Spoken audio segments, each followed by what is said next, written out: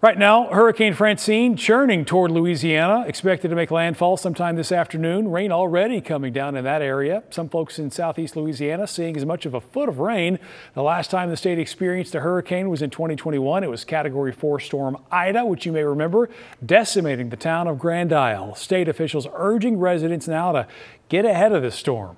It is important that people adhere to the warnings that their local officials put out.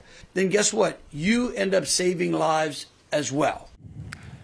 The governor there trying to alert folks about those dangers. In fact, the entire state of Louisiana currently under a state of emergency. As we say good morning to our meteorologist Mario Ruiz, who has been tracking Hurricane Francine. We know that it will impact Texas. We know the outer bands already are, and we're expecting even more as that storm makes landfall. Yeah, in fact, we're already seeing some of that rain here in North Texas from the far outer bands. But areas like Grand Isle, unfortunately, going to be dealing with some of the worst storm surge and heavy rain here in the next 24 hours. Yeah, how bad do you expect it might get there? I do think that they'll see some storm surge about 5 feet, maybe higher, and rainfall close to 6-7 inches or higher. Yeah, I mean, they've seen worse, but still, this is not what they want this time of year. Absolutely not. And like I said, we're already seeing some of that rain here. So I want to take you out to DFW Airport and show you, if you look closely enough, the runway looks a little damp. Again, we are not going to be dealing with quite intense rainfall. It is going to come just in small spurts of showers, and I'll get to that. But I do want to show you with the update on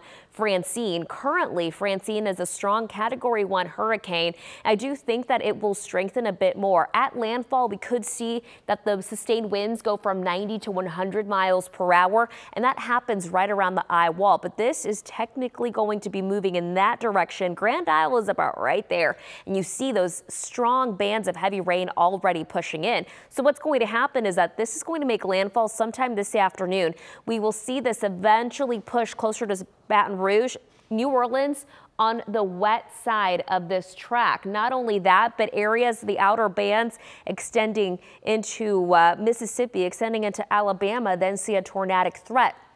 All of that moisture treks along the Mississippi north towards Memphis in the next 24 to 48 hours. Unfortunately, this does mean a flood concern there. But look at this. You can see all of that tropical moisture moving into portions of North Texas.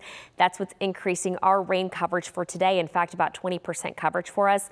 We'll talk a little bit more about this coming up in just a few moments. At first,